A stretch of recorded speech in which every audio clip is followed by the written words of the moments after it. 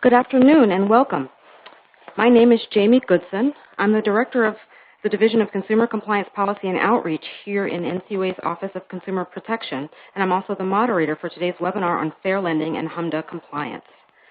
Today's webinar is designed to highlight the importance of fair lending and to help your credit union understand how to comply with fair lending laws. First, a note. The information contained in this presentation is for informational purposes only and is provided as a public service in an effort to enhance understanding of the statutes and regulations administered by NCUA. It expresses the views and opinions of NCUA staff and is not binding on NCUA or NCUA board members. Before we get into the substance of today's subject, I have a few administrative announcements related to the functionality of the webcast. First, please ensure the volume on your computer is turned up so that you can hear the webcast. If you have trouble viewing a slide, click on the Enlarge Slides button on the bottom of the console. Also, please allow pop-ups from the website. Finally, a screen resolution of 1024 by 768 or higher will let you see the slides appropriately. You can submit a question at any time during the webcast in the Submit Question box on the lower left area of the console window. We have set aside time at the end of today's presentation to address questions. All questions we don't answer during the live webcast will be compiled, and we will post written responses on the Fair Lending Compliance Resources page of the Consumer Compliance Regulatory Resources webpage on ncua.gov. A link to that webpage is provided later in this presentation. If there are any NCUA staff attending this webinar, you can charge authorized time to participate or review the archived webcast to time code 42. The webcast will be archived for on-demand viewing in approximately 2 weeks after the live event. A media advisory will be issued when the archive is available. The archive will have the same URL as the live event. Now to our presenters for today, who are Gail Laster, Director of NCUA's Office of Consumer Protection, and Matt Baloris, Deputy Director of OCP.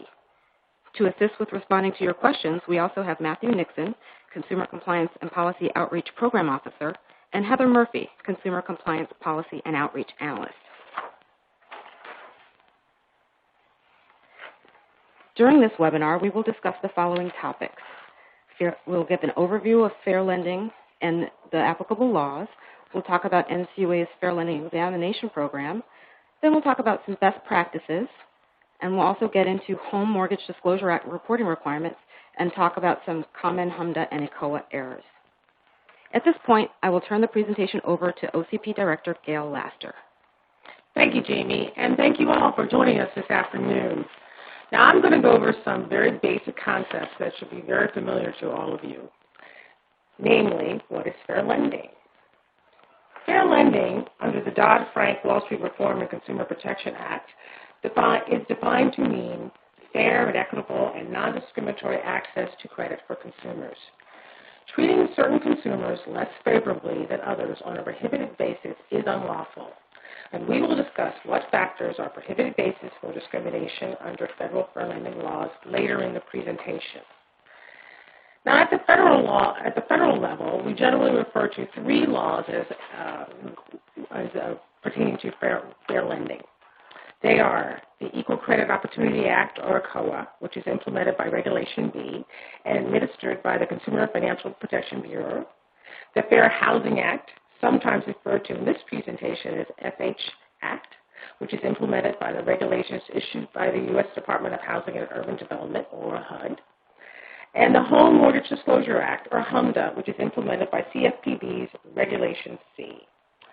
Now, ECOA and FHA list factors that you cannot use to discriminate in connection with covered activities. We will discuss those factors and activities. We will also discuss the requirements of HMDA, which seeks to promote fair lending by requiring public disclosure of certain information about loan applications. As you likely know, CFPB has recently proposed to amend Regulation C to implement changes to HMDA made by the Dodd-Frank Act and to make other adjustments. Those amendments are not final, and this webinar today will discuss the requirements of HMDA and Regulation C as in effect today.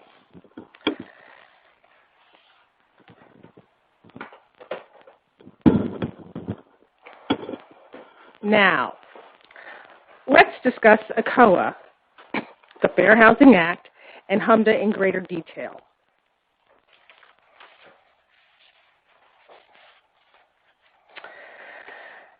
ECOA prohibits discrimination in any aspect of a credit transaction on a prohibited basis. Aspects of a credit transaction include, but are not limited to, the information you require from applicants, your investigation procedures, your standards of credit worthiness, the terms of credit, how you furnish credit information, how you revoke, alter, or terminate credit, and your collection procedures. Note that ECOA applies both to consumer credit and business credit, and the prohibited bases for discrimination under ECOA are, as you can see on the slide, race or color, religion, national origin, sex, marital status, age, provided the applicant has the capacity to contract, the applicant's receipt of income derived from any public assistance program, and the applicant's exercise in good faith of any right under the Consumer Credit Protection Act. Now, in addition to generally prohibiting discrimination and discouragement on a prohibited basis, Regulation B contains several technical requirements designed to promote fair lending. These requirements include, and are listed on the slide, notifying applicants of the credit decision within 30 days of receiving a completed application, with some exceptions, collecting information about the applicant's race and other personal characteristics in applications for certain dwelling-related loans, providing applicants with copies of appraisals and other valuations developed for first lien dwelling-secured credit transactions, and retaining records of credit applications after notifying the member of its credit decision for 25 months for consumer credit and 12 months for business credit, again with some exceptions. Now let's discuss the Fair Housing Act, which prohibits discrimination on a prohibited basis in residential real estate-related transactions. The Fair Housing Act covers a wide range of residential real estate-related transactions. For credit unions, the most relevant provisions relate to residential real estate-related transactions that involve making or purchasing loans or providing other financial assistance for purchasing, constructing, improving, repairing, or maintaining a dwelling. Also, making or purchasing loans secured by residential real estate, or selling, brokering, or appraising residential real property. Also, the Fair Housing Act prohibits making, printing, or publishing, or causing to be made, printed, or published, any notice, statement, or advertisement about the sale or rental of a dwelling that indicates any preference, limitation, or discrimination because of a prohibited basis, or indicates an intention to make such preference, limitation, or discrimination. Now, as you know, the Fair Housing Act prohibits discrimination on many of the same bases as ECOA does, such as race, color, national origin, religion, and sex. However, the specifics of the Fair Housing Act in terms of prohibited discrimination are, as listed on the slide, race or color, national origin, religion, sex, familiar status, which is defined as children under the age of 18 living with a parent or legal custodian, pregnant women, or people securing custody of children under 18, and the handicapped. However, there are some differences between the two laws. The Fair Housing Act prohibits discrimination on the basis of familiar status or handicap, which are not prohibited bases under ECOA. Also, certain prohibited bases under ECOA are not prohibited bases under the Fair Housing Act, such as marital status and age. Practices prohibited by the Fair Housing Act include, because of a prohibited basis, and are listed on the slide, failing or refusing to provide information about loan availability, application requirements, procedures, or standards, providing information that is inaccurate or different from information provided to others, failing to provide, or discouraging the receipt of loans, using different policies and procedures in evaluating creditworthiness, and servicing loans in a discriminatory manner. Now let's briefly discuss the Home Mortgage Disclosure Act. It requires financial institutions, including credit unions, to compile and disclose data about home purchase loans, home improvement loans, and refinancings that they originate or purchase or for which they receive applications. HMDA data can be used to help determine whether financial institutions are serving the housing needs of their communities, to assist public officials in distributing public sector investments so as to attract private investment to areas where it is needed, and to assist in identifying possibly discriminatory lending patterns and enforcing anti-discrimination statutes. HMDA is not intended to encourage unsound lending practices or the allocation of credit.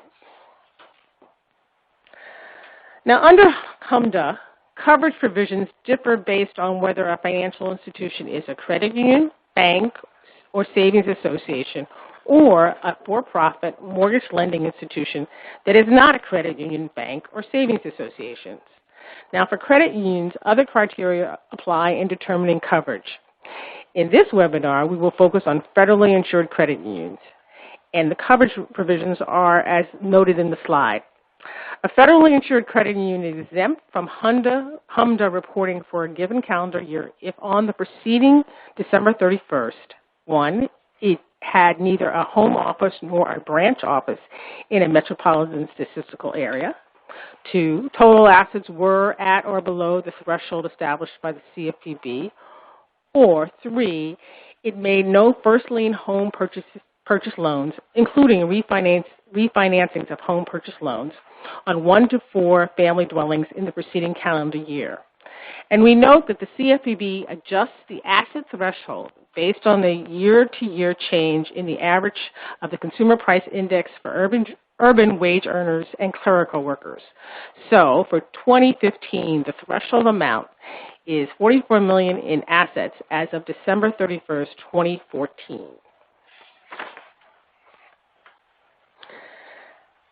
Now, when you report HMDA data, currently done through the Federal Reserve Board, the Federal Financial Institutions Examination Council, or FFIEC, generates a disclosure statement for each institution and posts it on its website. You must make your disclosure statement available to the public at your home office within 3 business days after it is posted on the FFIEC website. Also, you must either 1, make the disclosure statement available to the public in at least 1 branch office in each metropolitan statistical area or metropolitan division where you have offices within 10 business days of posting on the FFIEC website, or 2, post the address for requests in each branch office in each additional MSA or RMD where you have offices, and send the disclosure statement within 15 calendar days after receiving a written request. Also, you must make your loan application register available to the public after deleting certain fields to protect the privacy of applicants and borrowers. The modified HMDA LAR for a given year must be publicly available by March 31st of the following year for requests received on or before March 1st, and within 30 days for requests received after March 1st. In addition, institutions must post a notice at their home office and at each branch in an MSA that the disclosure statements are available. Please note that the disclosure statement is required even if the requester is not a credit union member. And I know that was a lot of data that we provided, but these provisions regarding these requirements are found in 12 CFR 1003.5. Now I'll turn the presentation over to Jamie to discuss NCUA's non-discrimination regulations for federal credit unions. Thanks, Gail. In addition to the federal fair lending laws we've discussed, NCUA's non-discrimination regulation in 12 CFR section 701.21 contains additional requirements for real estate-related loans made by federal credit unions that are secured by a dwelling. These requirements relate to non-discrimination in lending, appraisals, and advertising. As with the Fair Housing Act, the factors you cannot use to discriminate under NCUA's regulation are race, color, national origin, religion, sex, handicaps, and familial status. Prohibited practices include, on the basis of a prohibited factor, denying a real estate-related loan, discriminating in exercising your rights pursuant to the terms of the loan, and discouraging an application. This list is not exhaustive. This is just an example of some prohibited practices. Also note that under NCUA's non-discrimination regulation, a federal credit union making a real estate-related loan generally can't consider certain factors that are not directly prohibited bases, although some exceptions apply. These factors include the age or location of a dwelling, the zip code of the applicant's current residence, previous home ownership, the age or location of dwellings in the neighborhood, and the income level of residents in the neighborhood. Federal credit unions also cannot advertise in a way that discriminates on a prohibited basis.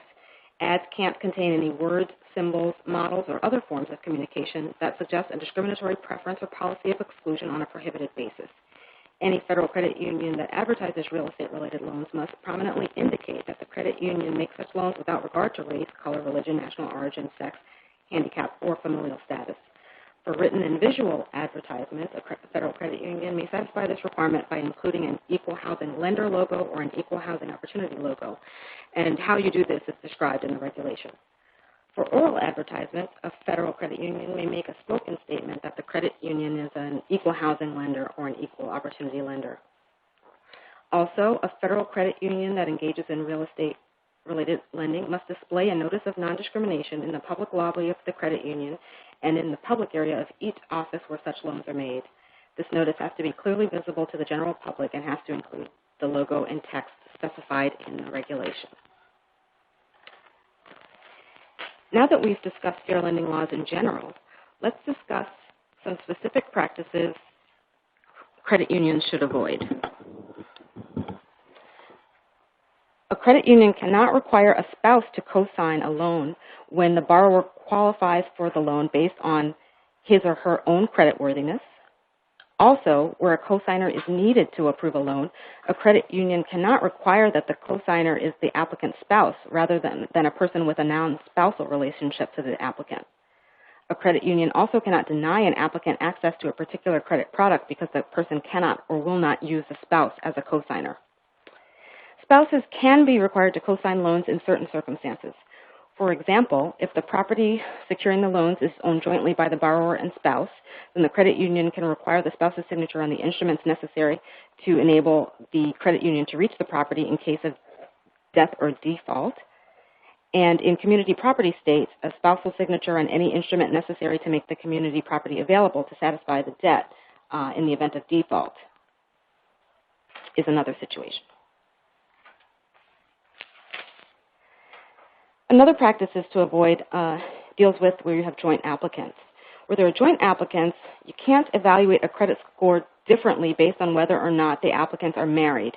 For example, you cannot average the credit scores of joint applicants who are married couples, but then use the lowest credit score for joint applicants who are not married.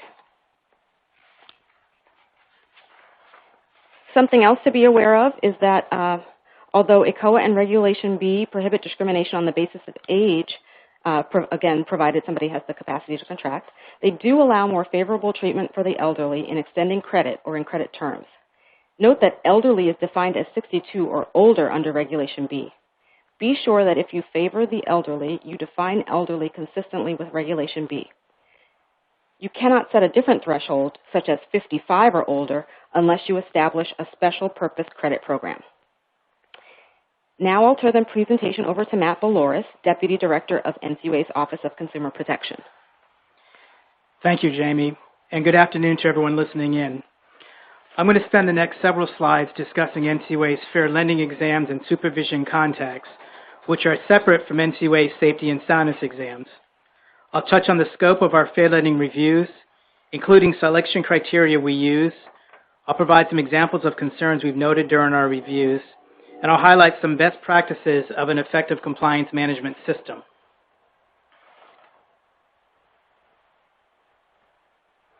As you know, NCUA supervises and examines federal credit unions with assets of $10 billion or less for compliance with fair lending laws. NCUA enforces ECOA in federal credit unions and HMDA in all federally insured credit unions. NCUA assesses compliance with the Fair Housing Act in its examinations, but the U.S. Housing and Urban Development, U.S. Department of Housing and Urban Development, or HUD, and the Department of Justice enforce the Fair Housing Act. The Consumer Financial Protection Bureau supervises and examines and has primary enforcement authority over credit unions with more than $10 billion in assets through its Office of Supervision and Enforcement and Office of Fair Lending and Equal Opportunity. And the CFPB has exclusive rulemaking authority with respect to ECOA and HMDA. HUD continues to retain primary responsibility for interpreting and enforcing the Fair Housing Act. Any pattern or practice of lending discrimination must be referred by NCUA, CFPB, and other federal banking agencies to the Department of Justice. In carrying out its responsibilities, NCUA works collaboratively with DOJ, CFPB, and HUD to enforce federal fair lending laws. Under its fair lending program, NCUA conducts on-site fair lending exams and off-site supervision contacts. This year in 2015, we plan to conduct 25 fair lending exams and 50 off-site supervision contacts. For supervision contacts, federal credit unions are provided an items needed list at least 30 days before the contact. Our analysts are available to you throughout the process to address questions and provide you feedback. Our fair lending exams are an extensive review of a credit union's compliance with fair lending laws. We follow the interagency fair lending examination procedures on a risk basis, which may include extensive transaction testing. Under our off-site supervision contacts, we review a credit union's compliant management system elements without any transactional testing. Although ratings are not assigned, both written and oral reports are developed and provided to the credit union to discuss results and recommendations developed during the contact.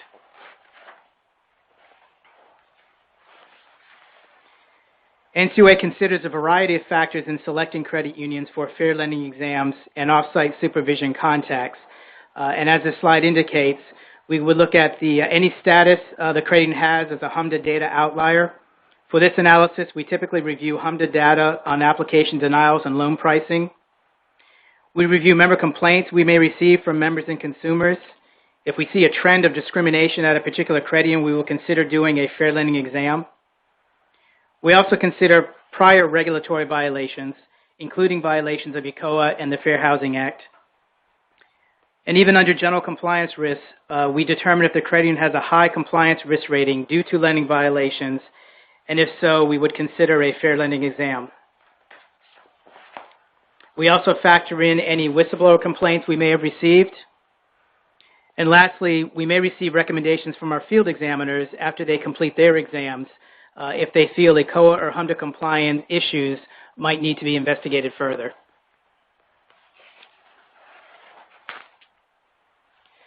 This slide highlights the goals of our fair lending program.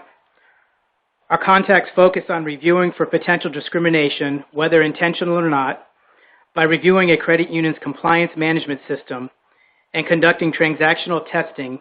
We can ascertain compliance with fair lending laws. We also aim to educate credit unions to help them improve compliance with fair lending laws.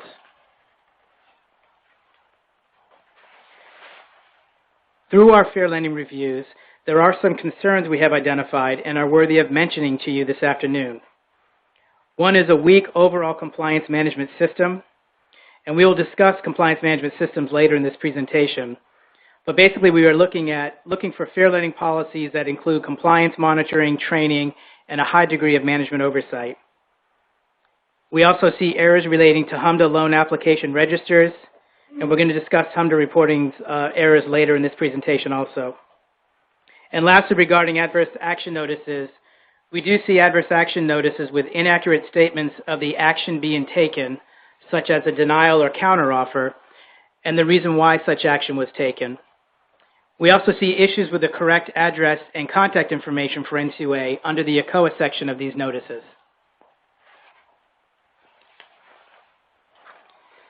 So now that we've provided you a general overview of our fair lending program, let's look at some best practices in fair lending compliance and what constitutes an effective compliance management system.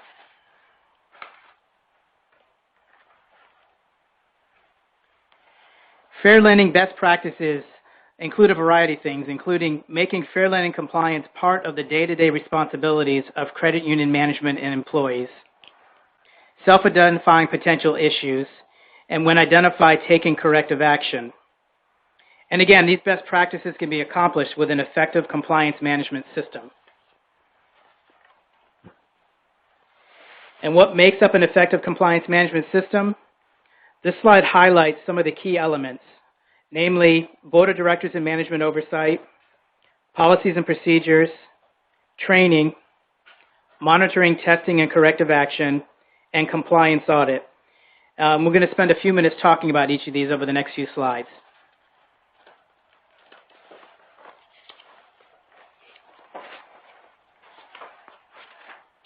On the previous slide, I mentioned policies and procedures as an important element of an effective compliance management system.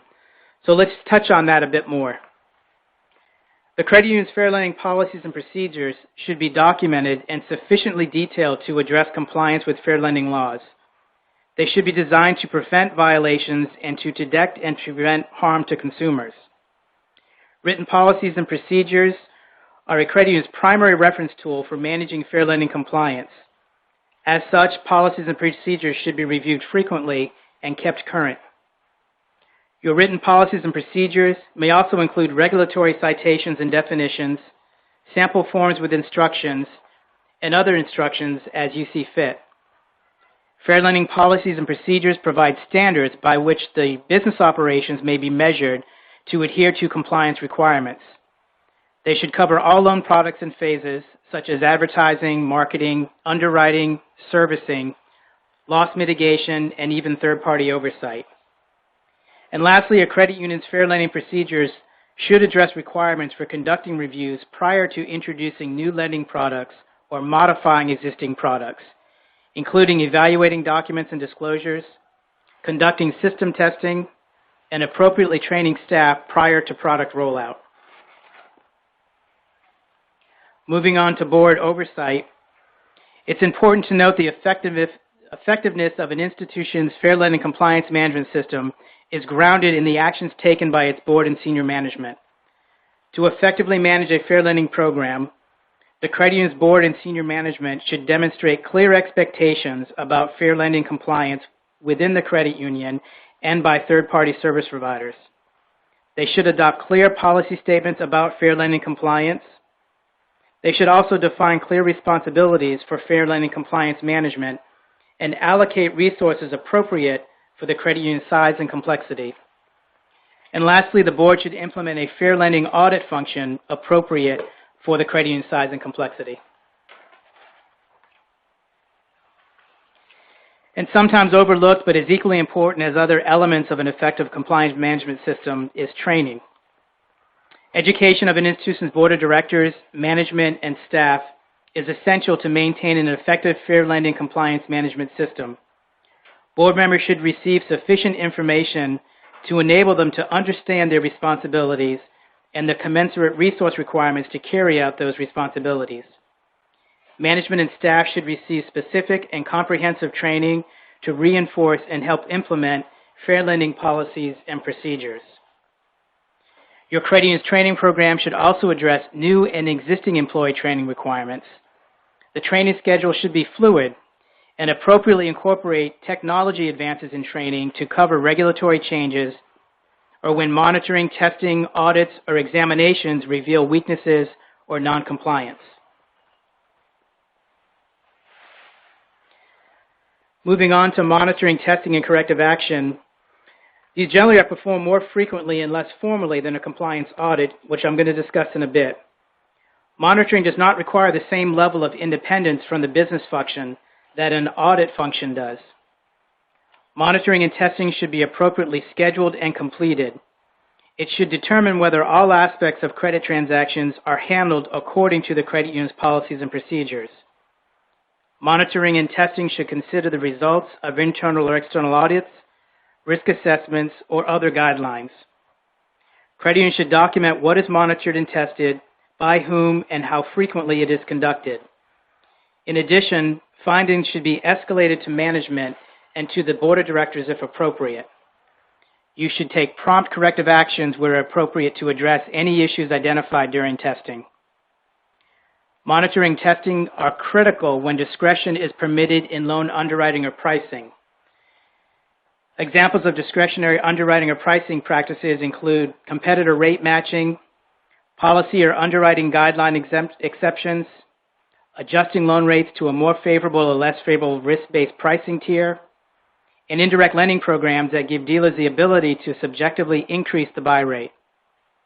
Effective monitoring and testing practices may include reviewing underwriting and pricing exceptions, reviewing other exception and override reports, and performing a secondary review of denied applications. And with that, let's move on to compliance audit function. A credit union's audit function should review compliance with fair lending laws and adherence to internal policies and procedures.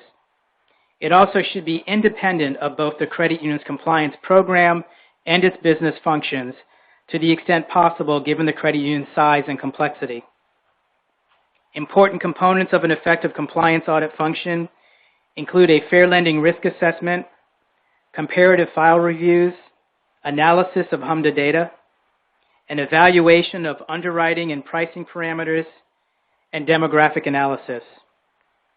You should also review exception and override reports, fair lending policies and procedures, your fair lending training program, and your marketing and advertising practices. So the previous slides have gotten us to a key point in maintaining an effective compliance management system, and that's responding to consumer or member complaints.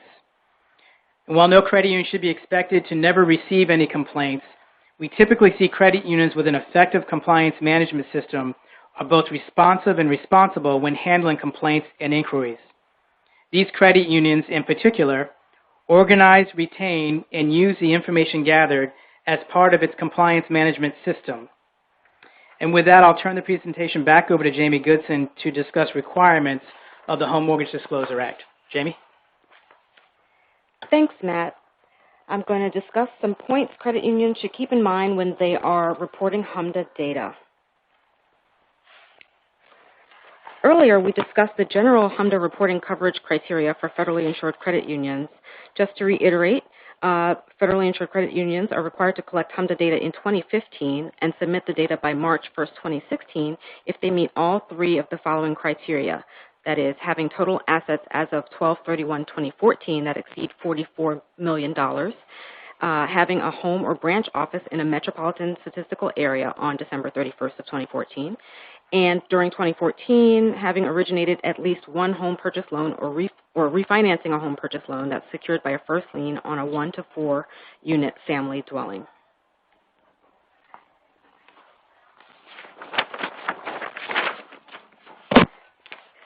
Just to be clear, you report home purchase loans, home improvement loans, and refinancings.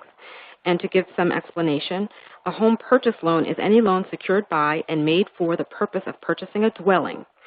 A home improvement loan can be one of several things. One is any dwelling secured loan to be used, at least in part, for repairing, rehabilitating, remodeling, or improving a dwelling or the real property on which the dwelling is located.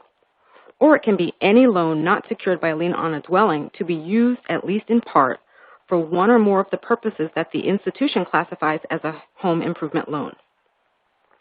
A refinancing is any dwelling secured loan that replaces and satisfies another dwelling secured loan to the same borrower.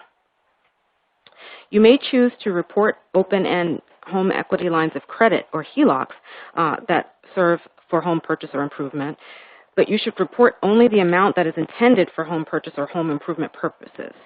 If you do report HELOC originations, you must also report any applications that do not result in an origination.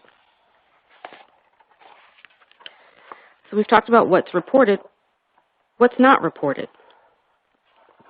These include loans made or purchased in a fiduciary capacity, loans on unimproved land, construction and temporary financing loans, the purchase of an interest in a mortgage pool, the purchase of servicing rights, loans acquired as part of a merger or acquisition or part of the acquisition of all of the assets and liabilities of a branch office, participation loans you acquire, pre-qualification requests as opposed to pre-approval requests, and we'll talk about pre-qualification and pre-approval a bit more. And the other category is assumptions not involving a written agreement. For now, I will just say that a pre-qualification request is a request by a prospective loan applicant other than a request for a pre-approval that asks for a preliminary determination on whether the prospective applicant would likely qualify for credit under an institution's standards or for a determination on the amount of credit for which the prospective applicant would likely qualify. Some institutions evaluate pre-qualification requests through a procedure that is separate from the institution's normal loan application process. Others use the same process.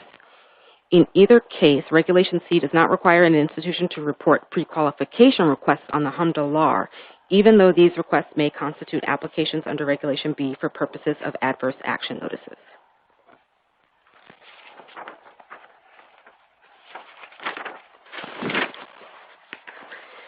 So now let's talk about what gets reported. There are 7 categories of data reported. Application or loan information includes the application or loan number, the date the application was received, loan type, property type, purpose, owner, whether or not it's owner-occupied, the loan amount, and information about whether pre-approval was requested, not requested, or whether the question is not applicable. Also reported is the action that was taken on the application, and the property location. A lot of information is there given about the metropolitan statistical area or the metropolitan division, the state, the county code, and the census tract. There's also information about the applicant and the co-applicant, ethnicity, race, sex, gross annual income. You also report information about the type of purchaser of the loan, if applicable. And you may report reasons for denial, but that's optional under Regulation C. There are some other things reported, namely the rate spread, which is the difference between the annual percentage rate and the applicable average prime offer rate, if that difference exceeds 1.5 percentage points if it's a first lien loan, or 3.5 percentage points for subordinate lien loans. You also report if a loan is a HOPA loan, which also considers the APR, but looks at higher thresholds than the general rate spread reporting. Another thing that's reported is the lien status. Now we want to go on to discuss some common HMDA and ECOA errors.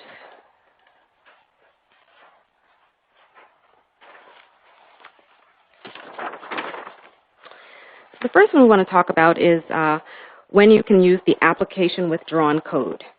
The application withdrawn code may not be used when you communicate a credit decision to the applicant, ask for if the applicant wants to proceed, and then the applicant afterward withdraws the application. This is discussed in Appendix A to Regulation C. So some examples of when a credit decision has been made include a determination that the applicant does not qualify due to his or her credit score, credit history, or debt-to-income ratio, or the appraisal comes in lower than expected, and based on the loan-to-value ratio, the credit union is not willing to lend the amount requested. If an application is closed for incompleteness or it's approved and not accepted, you can't report that as application withdrawn. This is because the action to withdraw is viewed from the perspective of the applicant, not the credit union.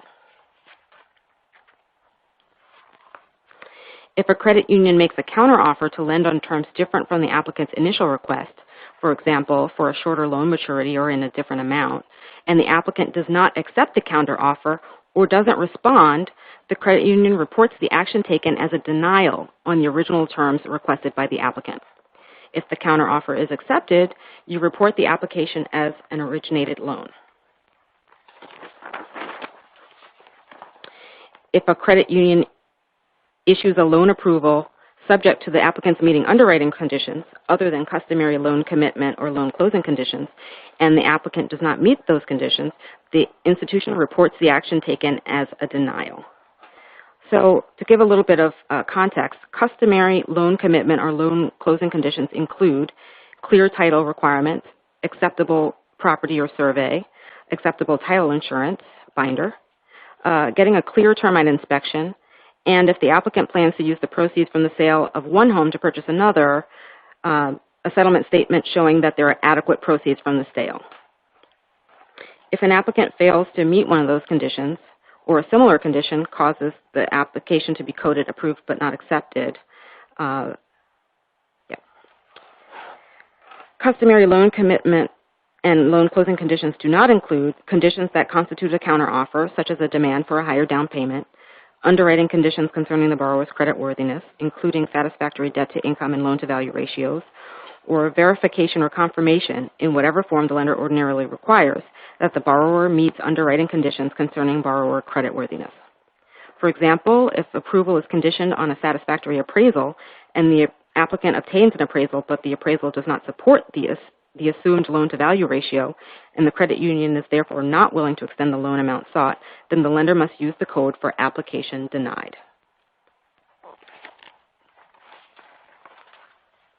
So as mentioned, Regulation C does not require reporting pre-qualification requests on the HMDA law. Under Regulation C, the definition of an application does not include pre-qualification requests.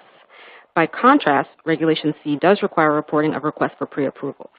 A request for pre-approval for a home purchase loan is an application if the request is reviewed under a program in which you, after a comprehensive analysis of the applicant's creditworthiness, issue a written commitment to the applicant that's valid for a designated period of time to extend a home purchase loan up to a specified amount. Now, to be a pre-approval, the commitment cannot be subject to conditions other than conditions that require the identification of a suitable property, conditions that require no material change has occurred in the applicant's financial condition or creditworthiness prior to closing, and limited conditions that are not related to the financial condition or creditworthiness of the application that the lender ordinarily attaches to a traditional home mortgage application. An example of this is a certification of a clear termite inspection.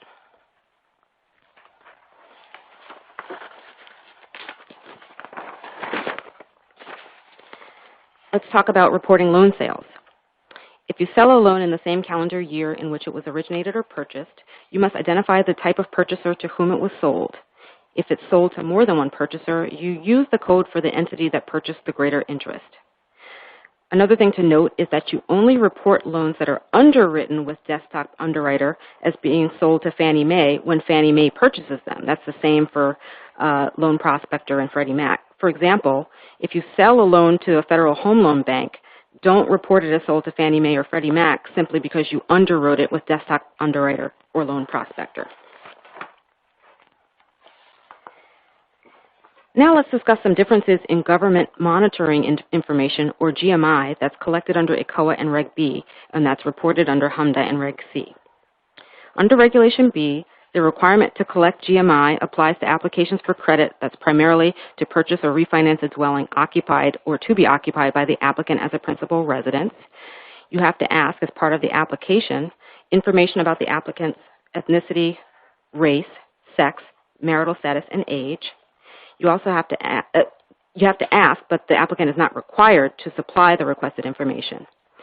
Note that you request this information even if you are not a HMDA reporter, because this is under ECOA and Regulation B. Note that we talked about a bunch of things that are collected under ECOA. By contrast, HMDA and its implementing regulation, Regulation C, address the collection of GMI as it pertains to race, ethnicity, and sex. So that's fewer categories than under ECOA. Although a credit union doesn't request age or marital status under Regulation C, it has to request this information under Regulation B.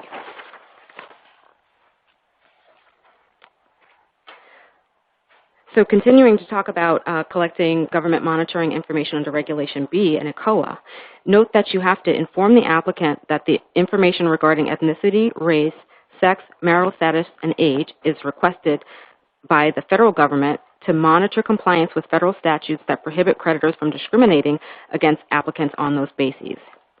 You also have to inform the applicant that if he or she chooses not to provide the information, you're required to note the ethnicity, race, and sex on the basis of visual observation or surname. If the applicant does not want to provide the information or any part of it, note that fact on the form. Now that we've talked about GMI under ECOA and Regulation B, let's discuss GMI under HMDA and Regulation C. For mail, internet, or telephone applications, if an applicant does not provide GMI, use the code for, quote, information not provided by applicant in mail, internet, or telephone application. Also, you should permit an applicant to fill in only one or two of the three fields. That is, they can fill in ethnicity and race, but not sex or any combination. For example, if you use a web-based application, you should not force the applicant to choose between making selections in each of the three fields and not making any selections at all. Unless the applicant clearly indicates that he or she declines to supply any information, give the applicant the opportunity to supply any part of the information the applicant chooses.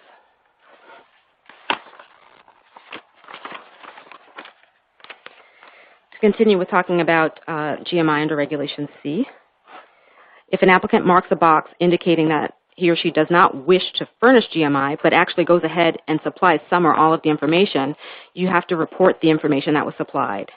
You also have to let the applicant select more than one race category and to report all of the race categories that are selected. And the final point we want to make about things we notice and want to make sure you're aware of has to do with adverse action notices that list the incorrect federal regulator or an incorrect address for the regulator. Some notices reflect outdated information, such as NCUA regional offices. Some even reflect incorrect regulators, such as the OCC. So the address to be used is printed on this slide. The address was changed in a way that maybe went under the radar for some institutions, but it is in Appendix A to Part 1002, and it's listed here.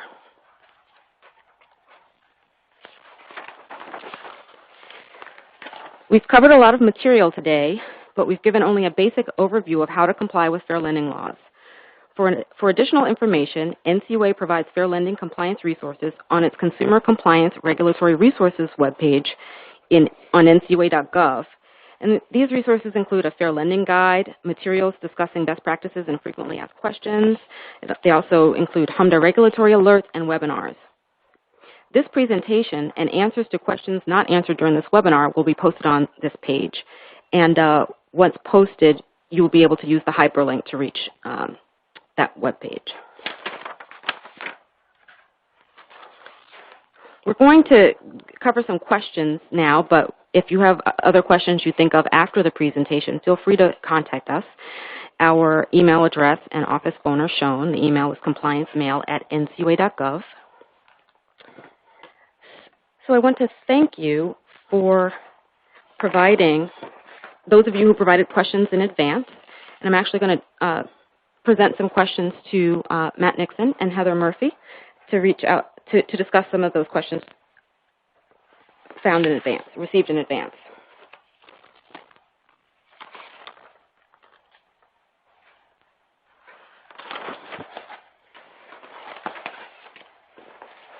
So the first question received in advance has to do with whether you're required to report modification, extension, or consolidation agreements under HMDA. I'll repeat that. So are applications for modification, extension, or consolidation agreements HMDA reportable? Heather, do you want to take that? Sure. The acronym for these loans are called MESAs or CEMAs, and they are not reportable under HMDA because they do not meet the definition of refinancing, which would be satisfaction and replacement of an existing mortgage loan. Therefore, these applications, whether or not originated, are not reportable. So purchases of these loans would also not be reportable. And the FFIEC website has a FAQ section on HMDA questions, and this is also further explained there. Thanks, Heather. My next question is for Matt, and it's about correspondent or brokered loans. And the question is, under HMDA, who reports correspondent or brokered loans? Thanks, Jamie. This is addressed in the staff commentary to Regulation C, Section 1003.1c. With correspondent or brokered loans, the party making the credit decision has responsibility to report that decision. So, for example, if the correspondent or broker makes a credit decision, it reports that decision. If it does not make the credit decision, it does not report. If the investor reviews an application and makes a credit decision prior to closing, the investor reports that decision. If the investor does not review the application prior to closing, it reports only loans that it purchases, not the loans that it does not purchase. If the correspondent or broker makes a credit decision based on underwriting criteria set by the investor, but without the investor's review prior to closing, the correspondent or broker has made the credit decision. An institution that makes a credit decision on an application prior to closing reports that decision regardless of whose name the loan closes in. Thanks, Matt. I have another question for you. We've been asked for clarification of who must report under HMDA. We've given two slides, one that showed how you can be excluded and one that shows how you are included, and that may have confused some people. Can you just go through the standards?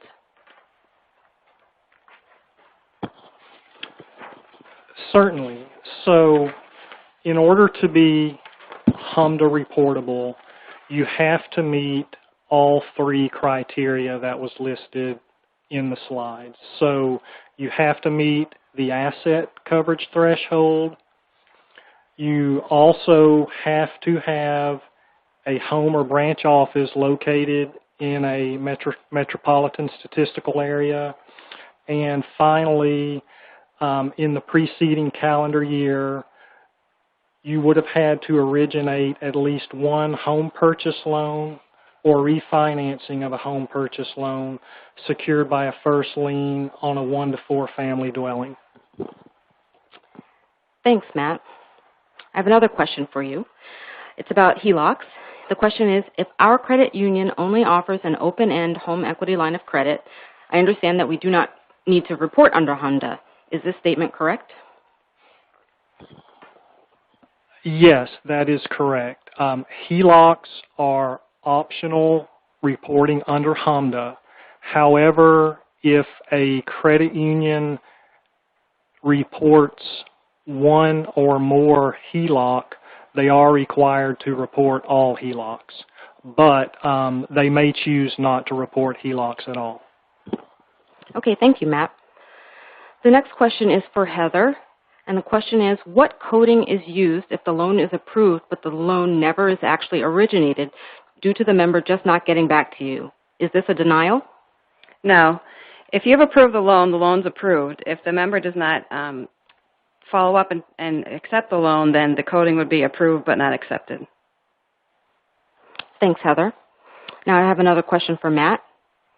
If a member owns the house free and clear, comes to the credit union and wants to use the house as collateral to do a loan to purchase anything, like a vacation home or a car, are we required to report this as a refinance?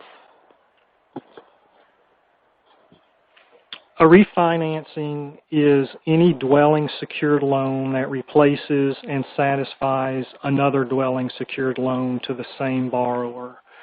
So if the member owns their home free and clear and does not have a lien against it, then there would not be a replacement of a mortgage, so it would not be reportable as a refinancing. Thank you. I've got one more question for you, Matt, and it's, are unsecured personal loans for home improvement HMDA reportable? Okay, so home improvement loans are reportable if they meet one of either two criteria. First, if it's a dwelling secured loan to be used at least in part for repairing, rehabilitating, remodeling, or improving a dwelling, which would not apply to the question, or any loan not secured by a lien on a dwelling to be used at least in part for one or more of those purposes that is classified as a home improvement loan by the institution and is used in whole or in part for repairing, rehabilitating, remodeling, or improving a dwelling. So not only would the funds need to be used for home improvement purposes, the credit union would also need to have that loan classified as a home improvement loan. Thanks, Matt. Got yet another question for you. And that question is, are there any tools available to assist with transactional testing? Well, for our purposes, when we conduct an examination, a fair lending examination, and we refer to transactional testing, we're simply talking about work that involves actually reviewing source documents, application files, things such as adverse action notices. So transactional testing, could be considered simply looking at adverse action notices and ensuring that they are submitted correctly. It could also be conducting comparative file reviews where you have target prohibited basis applicants that were denied, for example, and comparing those against control group applicants that were approved. This certainly can be done without any special tools. There are various software tools, products available on the market for fair lending or HMDA reviews as well. Thank you. The next question is for Heather, and it's about adverse action notices. The question is whether NCUA's name or CFPB's name and contact information should be put on the notices, and you might want to distinguish based on institution size. It would depend on the size of the institution. If the credit union is greater than $10 billion in assets, then CFPB's address would be on the adverse action notices. And if your assets are $10 billion or less, then you would use NCUA's address for the Office of Consumer Protection in Alexandria, Virginia. And if I could jump in and add something, the NCUA address is used for federal credit unions only. So if you are a state chartered credit union, I believe Regulation B requires the Federal Trade Commission to be listed. Thanks, Matt.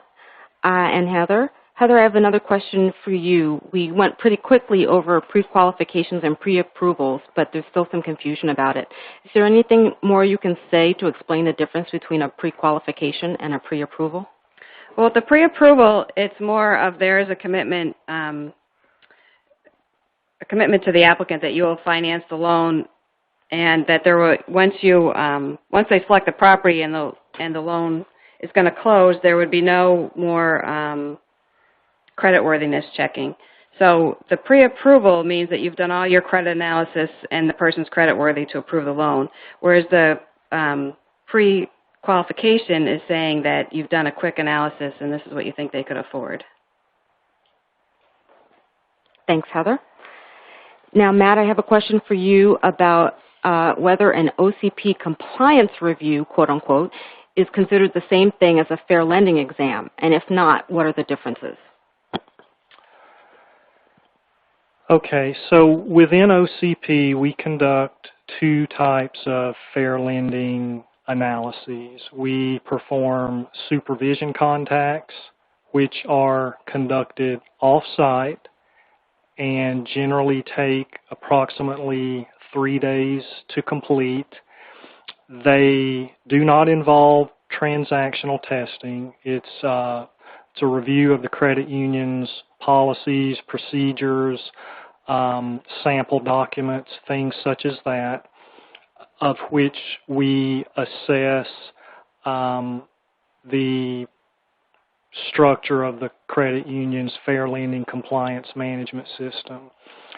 And that is different from a fair lending examination where we not only review the credit union's fair lending compliance management system, we will also target specific focal points and we will drill down on those to review in detail, and those are based on risk areas that we identify in our scoping process.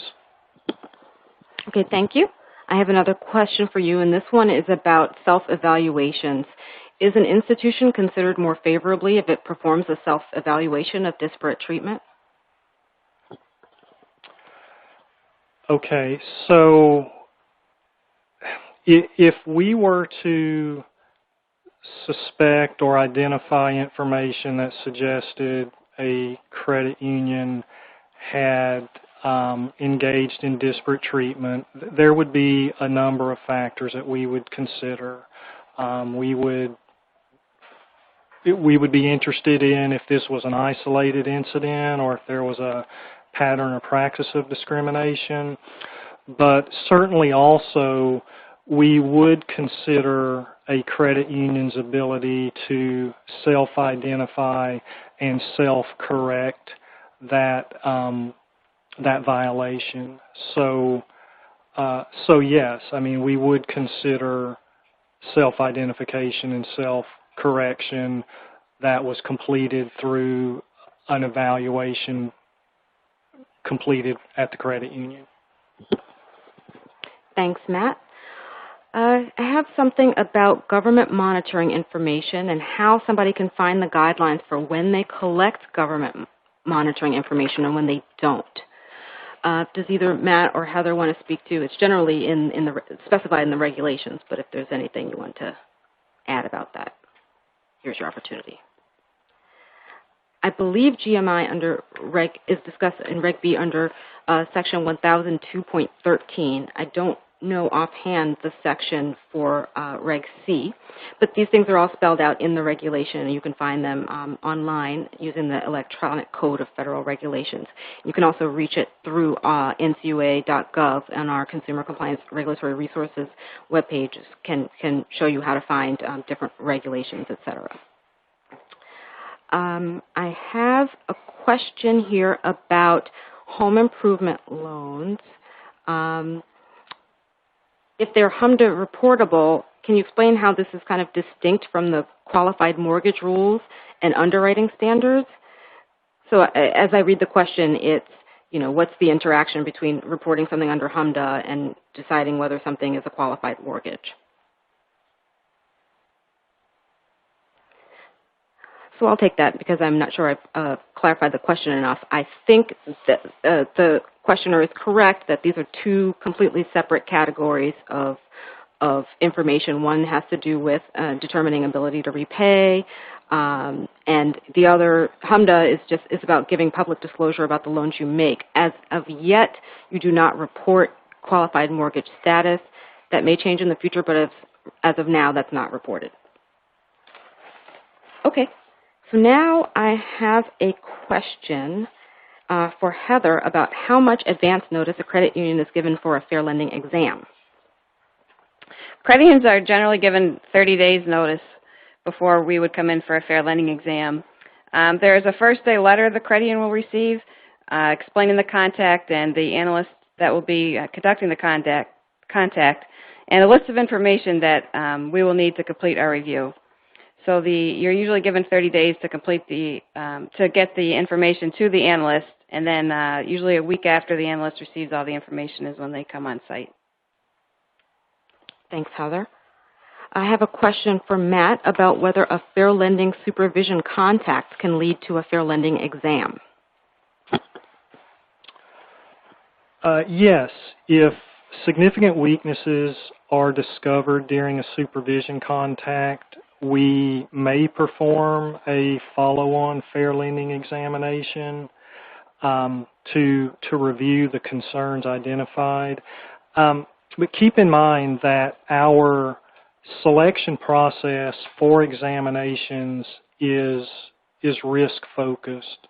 And so just because we identified some issues during a supervision contact, it wouldn't automatically mean that we would perform an examination.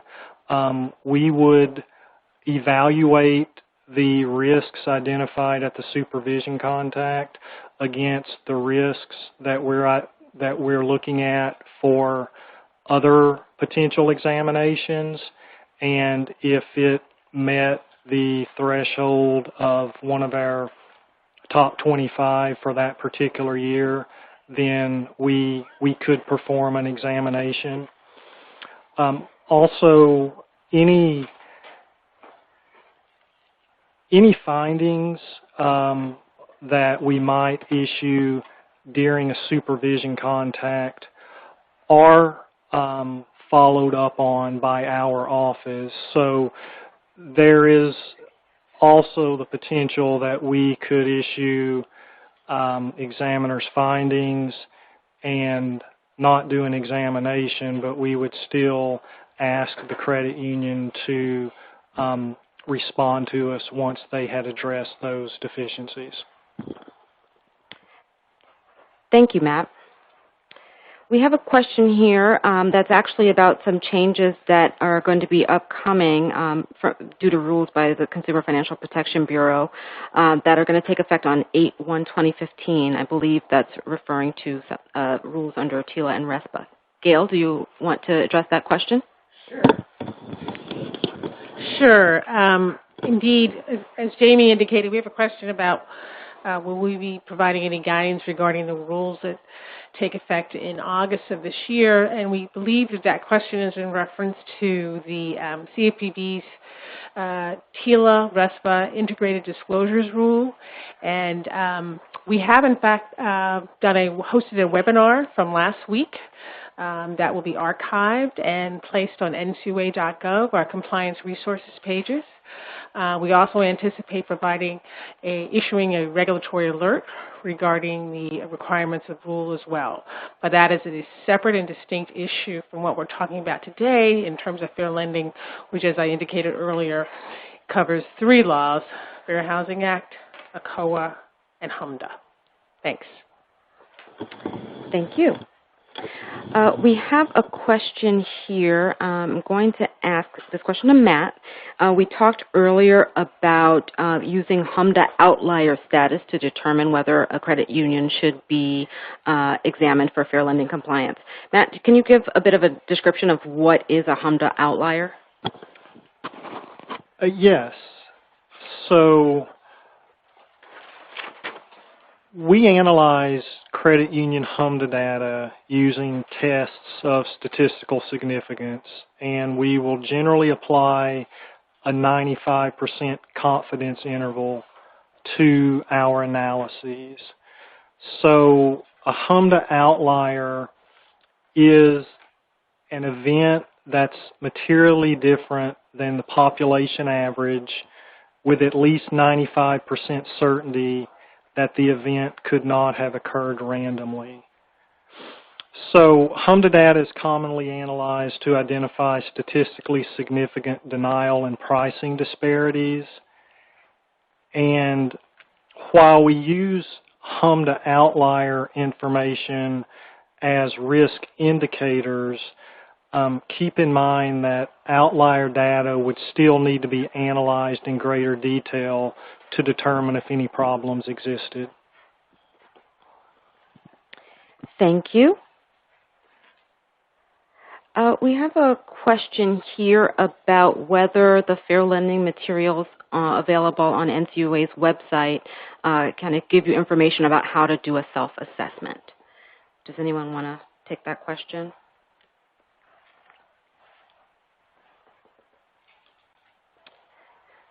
So I will say, as mentioned, there are lots of materials on the website, including webinars and frequently asked questions and guides. But the point is well taken. There can be a lot of interest in knowing in more detail about how one would do a self-assessment. I think the materials we have give good guidance on the basics of the regulations and fair lending compliance, but I think the point is well taken, and that's something we can think about providing additional information about how you would actually perform a self-assessment. Does anyone have anything they'd like to add on that? Okay. I have a question for Matt Boloris about information security. And the question is NCUA concerned about the security of information federal credit unions submit in connection with fair lending exams? Sure, Jamie, I'll take that one. So yeah, we are concerned with that information and how that's passed along. We recommend credit unions submit materials requested for fair lending exams and supervision contacts through some sort of secure email system or electronic system. As a general matter, we use Zixit and can provide instructions for anyone who wants to know how to use that system. We can provide that. There have been cases where credit unions have asked us to pull information directly from their servers. We've established an FTP type relationship with them through a secure username and password to get that. So that's another option available. And ultimately, it's our hope is to get a level of comfort with the credit union that they're providing the information in a secure way. So if there are other means a credit union wishes to provide that information securely, they can certainly contact the analyst assigned to work on that exam or supervision contact, and they can work out an arrangement to get that information to it securely and pass it back and forth. Thanks, Matt B. I have another question for you, and it's how does NCUA report information or data to the Consumer Financial Protection Bureau? Yes, we do. I should back up and just kind of tell a little bit about the structure. The CFPB is required by Congress to report annually on entities' compliance with several consumer protection statutes and their implementing regulations. We, in conjunction and collaboration with the CFPB, we provide information that we compile on credit unions to help them facilitate their reporting to Congress. We provide requested information for this in an aggregate form. We do not provide individual credit union information to those reports for Congress. Thanks, Matt. We now have a question that I'm going to toss to Director Gail Laughter, and it has to do with disparate impact.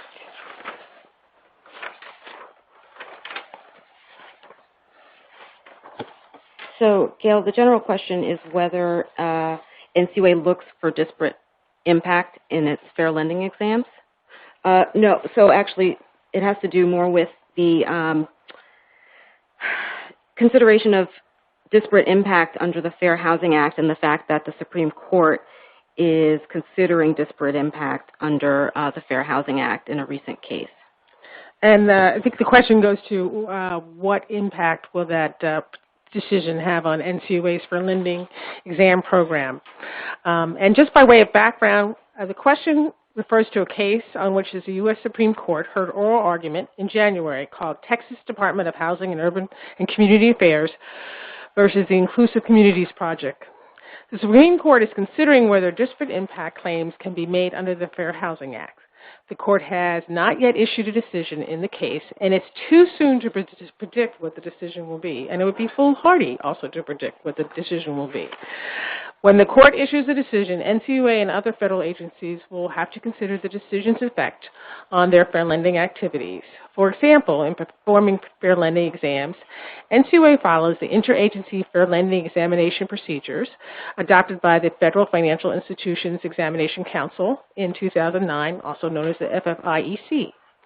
Under those exam procedures, examiners consider the potential disparate impact of a creditor's acts or policies, in addition to disparate treatment under both ECOA and the Fair Housing Act. So the impact of the Supreme Court's decision on NCUA's fair lending program will depend on both the court's decision about whether disparate impact claims can be made under the Fair Housing Act and whether the decision addresses disparate impact under ECOA. So again, it would be premature to speculate about the effect of the court's decisions before, in fact, the decision is issued. Thanks. Thanks, Gail. Now we've got some questions about demographic analysis. I'm going to pass them to Matt Nixon. The first is, why is demographic analysis necessary if our field of membership is not based on geography? We recognize that credit unions are unique given that fields of membership may be defined by common bonds other than geography. But whether defined by geography or not, credit unions need to understand the demographic makeup of their fields of membership to ensure credit services are applied equitably and are not discriminating on a prohibited basis. So a credit union may not, because of a prohibited factor, fail to provide information or services or provide different information or services regarding any aspect of the lending process, including credit availability, application procedures, or lending standards.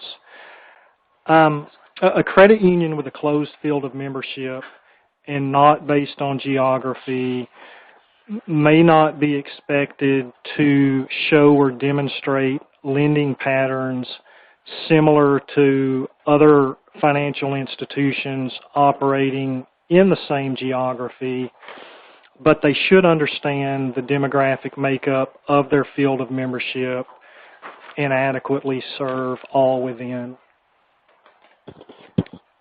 Thanks, Matt. Now I have a question for Heather. If you notice errors that need to be corrected on the HMDA LAR after it has been submitted, can you resubmit that data? Yes. Once you've made all the corrections and checked for errors, you would resubmit the HMDA LAR the same way as you originally submitted it. For a prior year's data, you need to resubmit the information by December of the following year.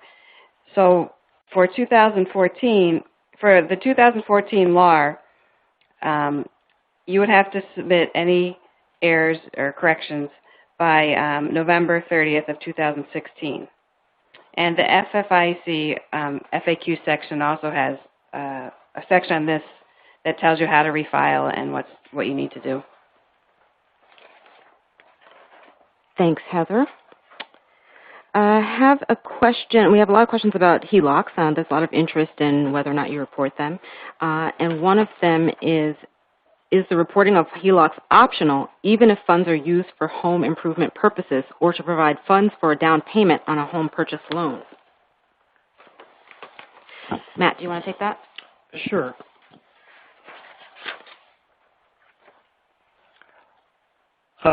Yes.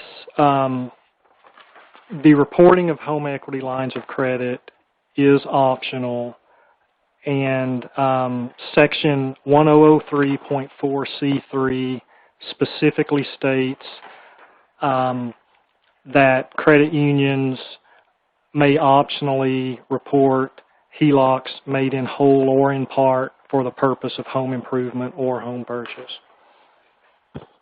Thanks, Matt. We have a question here that's also about HELOCs, and there's been word that HELOCs are not going to be reported optionally going forward, and can we please speak to that? I'll just reiterate something that Director Laster mentioned at the beginning of the presentation, which is, yes, the Consumer Financial Protection Bureau is considering new regulations under Regulation C, under HMDA, but those are not yet final. So for now, we're just treating HELOCs as optionally reported.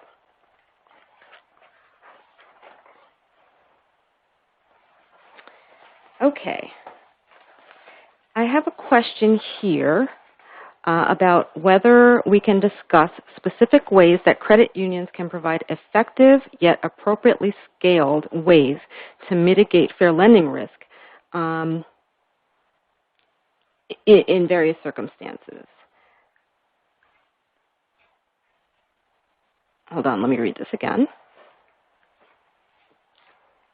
Well, why don't we try to address this by saying, just speaking to how we consider differences in institutions in terms of our expectations in our fair lending exam program. Does anyone want to kind of take that question?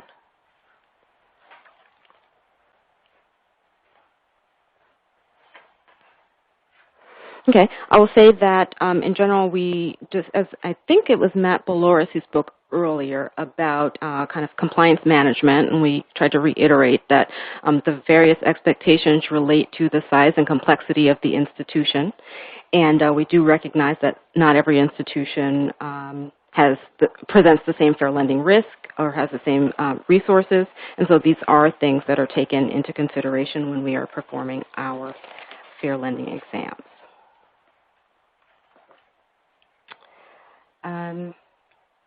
We have been asked to repeat the comments about what makes a weak compliance management system, or put differently, some components of a strong compliance management system.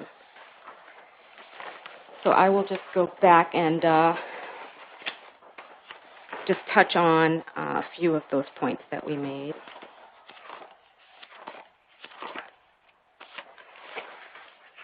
So I'll focus on policies and procedures, and what we were talking about there was making sure that your policies and procedures are documented and sufficiently detailed to address compliance, and they're your primary reference tool for managing compliance and need to be reviewed frequently and kept current. And they should make sure that they cover all loan products and phases, including, from advertising all the way to loss mitigation. And I'll just reiterate a point that was also made earlier, and it has to do with product development. Make sure that when you're introducing a new product or modifying existing products, that you keep these things in mind, that you keep fair lending in mind when you're making changes or rolling out new products. It may be easy to just want to go to market with something and not think about the fair lending implications. So it's good in those cases to evaluate documents and disclosures, test the systems, and train staff prior to product rollout. Okay. I believe, okay, yes. 1 second, please. We have a question about indirect auto lending and whether we've targeted indirect auto lending as a fair lending focus. Who wants to take that? Okay. Gail Laster will take that. Thanks, Jamie. NCUA has not concentrated its fair lending efforts on a single lending area or product. That being said, however, ECOA's coverage extends beyond mortgage lending to consumer and business loans. Therefore, any loan product or aspect of a credit transaction may be designated a focal point at a fair lending examination depending on the credit union's risk profile. And indeed, NCUA has issued guidance on how to conduct due diligence over third-party service providers and what NCUA's expectations are concerning third-party oversight, including oversight of indirect lending programs. Thanks. Thank you, Gail. We have a question about advertising, and I'm going to toss it to Matt Nixon. The question is, do the advertising guidelines apply to images or just language?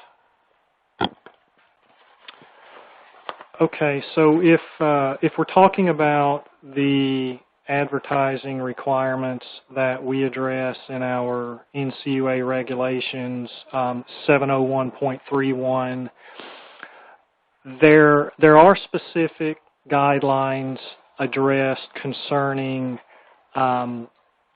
images such as the Equal Housing Lender logo.